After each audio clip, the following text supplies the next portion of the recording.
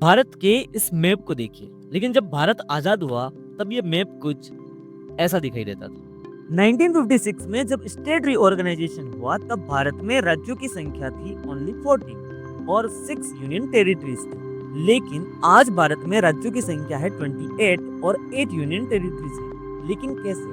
चलिए समझते हैं। So this is video number 5 of our know your constitution series और इस वीडियो में हम बात करेंगे भारतीय संविधान के आर्टिकल 3 के बारे में।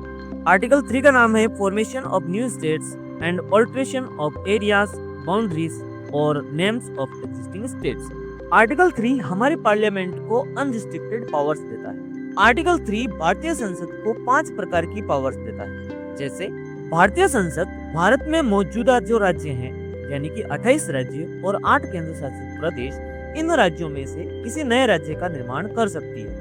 यह भारत के किसी राज्य के क्षेत्रफल को घटा सकती है, यह किसी राज्य के क्षेत्रफल को बढ़ा सकती है, यह किसी स्टेट की बाउंड्रीज को चेंज कर सकती है और तो और यह किसी स्टेट का नाम भी बदल सकती है। लेकिन इसके लिए 2 कंडीशन का फुलफिल होना बहुत जरूरी है। पहला कि जब भी आर्टिकल 3 के अंतर्गत कोई भी बिल भारतीय संसद में पेश किया जाता है तो इसके लिए राष्ट्रपति की प्रायर रिकमेंडेशन का होना बहुत ज्यादा जरूरी है। दूसरा कि जब भी आर्टिकल 3 के अंतर्गत कोई भी बिल लाया जाएगा तो ऑब्वियसली वो किसी न किसी राज्य के इंटरेस्ट से जुड़ा होगा और राष्ट्रपति को ऐसे बिल को उस राज्य की जिसके इंटरेस्ट से यह बिल जुड़ा होता है विद लेजिस्लेटिव असेंबली को इस प्रकार का बिल भेजना पड़ता है उस राज्य की अनुमति जानने के लिए। लेकिन यहाँ पर यह बात भी जानना बहुत जरूरी है कि इस प्रकार की उस राज्य से रिलेटेड किसी भी रिकमेंडेशन को मानने के लिए न राष्ट्रपति बाध्य हैं और न भारत की पार्लियामेंट।